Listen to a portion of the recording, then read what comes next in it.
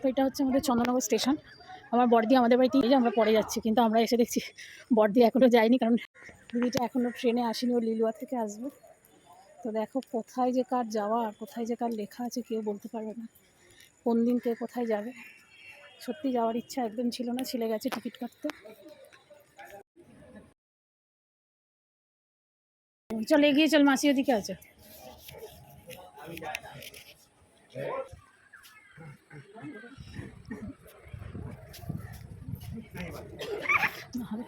মেয়ে না ছেলে? অটোওয়ালা লোকাল ধরবো। ওই যে আমার দিদি বসে আছে, ওটা আমার বড়দি, লাল শাড়ি। গিয়েই আমাকে ছাড়লি, বল যাবো না যাবো না যাবো না করছিস, সে শুনবি না। এটাই শুনতে চাইছিলাম। কই সে, কই সে আছে, ওই বলছে সে পেছনে। ওটাতে আমি কি করে যাবো, দিয়ে দিলাম, বললাম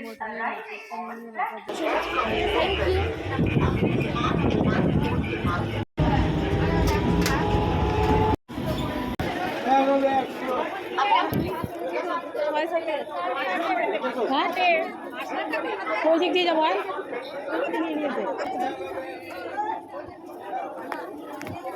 ব্যান্ডেল স্টেশন পৌঁছে গেছে। এখান থেকে কাটোয়া লোকাল ধরবো, 8:05 কাটোয়া আছে, ব্যান্ডেল টু কাটোয়া। ব্যান্ডেল স্টেশনটা দেখো এখন মাত্র সকাল 7:26 বাজে, মোটামুটি ভিড় আছে। এদিকে একটা বন্ধুটি লোকাল চলে যাচ্ছে।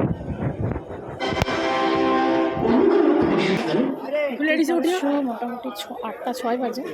তো ব্যান্ডেলের প্ল্যাটফর্মে অনেকটাই ভিড় হয়ে গেছে, যেহেতু কাটোয়া লোকাল অনেকক্ষণ পর পর আসে।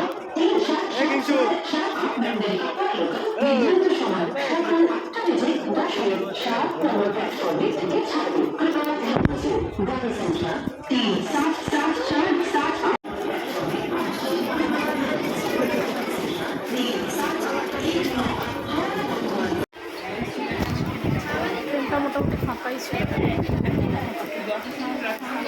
সত্যি ওখানে বসলে।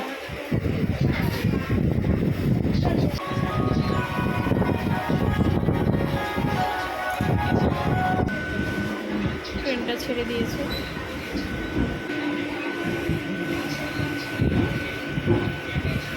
ট্রেনটা মোটামুটি ফাঁকাই আছে।